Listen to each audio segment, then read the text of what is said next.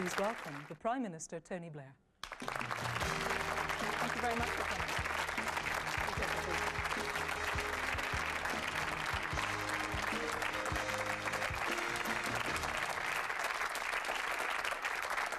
Okay, well, we have only got an hour, so let's welcome our first member of the public, Neil Coppendale from Shoreham by Sea. Neil. Mr. Blair, good evening. Evening.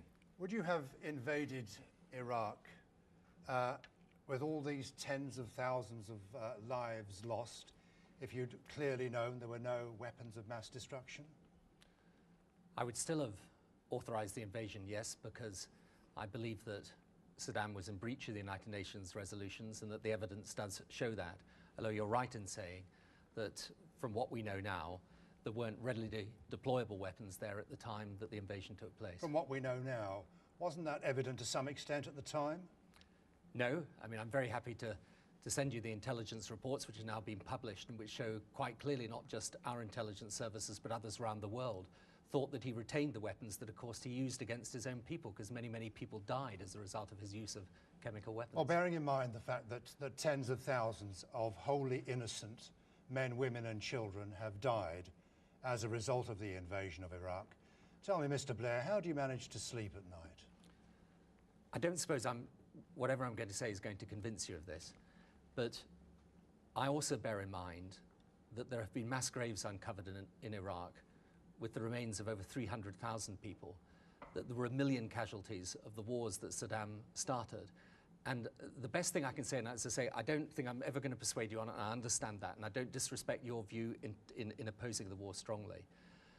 If you talk to the Iraqis who have just voted in their first democratic election, I think they would prefer their life and the future they've got now to the one they had under Saddam. Mr. Blair, I personally think that's a very large, bright red herring.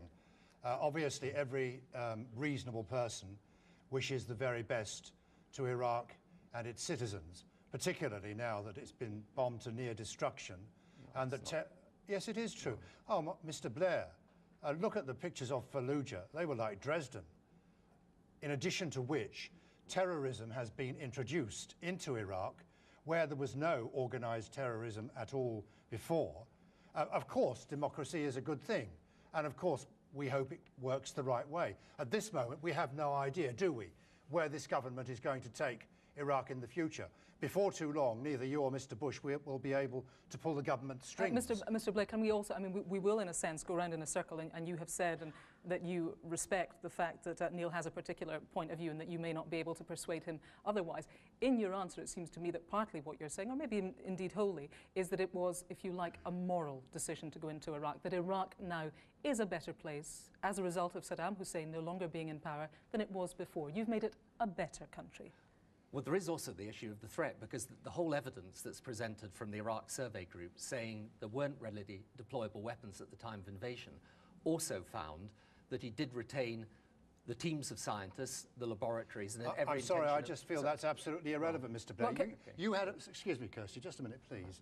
Your mandate to invade Iraq was on the basis of a direct threat to Britain or Britain's interest. If Parliament, sir, if Parliament had known the truth of the matter at the time, you would not have got a mandate to invade Iraq, would you? Well, it was actually on the basis of the breach of the United Nations resolutions, and the same report I've just indicated... You convinced Parliament as a result of the dossier, the September dossier, largely. Is that not true? Actually, the September dossier was barely mentioned in it, but in fact, the real reason was the breach of United Nations resolutions. But look, let me just make one point to you, just one point, and I hope you also listen to what people in Iraq are saying. When you say there was no terrorism in Iraq before, the whole... Organised terrorism, yes, I said, Mr. Blair. There was organised terrorism. The whole state apparatus in Iraq was organised terrorism. 10, 20... I tell you for a minute, you've had a very good crack at the Prime Minister, and I do have to say, apart from the people behind you want to question, we do have some interested parties also in the audience. I'm going to ask Natasha Paver, who I know would have been listening keenly to this, Natasha, because if the world is to be made a better place by Mr. Blair and maybe also Mr. Bush, you might have some suggestions as to where they could make it better. Yeah, that's right. Okay. I'm actually from Zimbabwe, and my family has lost all their land. My friends have lost a lot of their family. And as you said, you did go into Iraq to take down Saddam off his pedestal. Why not have you dealt with Robert Mugabe, who is always in violation of the human rights? Mr. Blair. Do you mean why haven't we invaded Zimbabwe? Yes. I don't think there would be any consent from any part in Africa to our doing that, and I think, frankly, it would not be militarily doable. I totally agree with you about Robert Mugabe, incidentally. I think he's absolutely repellent. I think what he's doing to his country is terrible.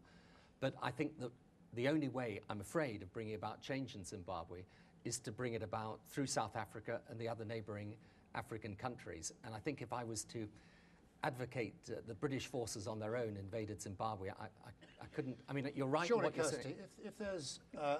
if we're going to go around the world dropping bombs on people, as has happened in Iraq, it should be done through the United Nations, an imperfect organisation, perhaps, but still the only organisation that exists. Neil, and that is a statement, not a question. It is your statement.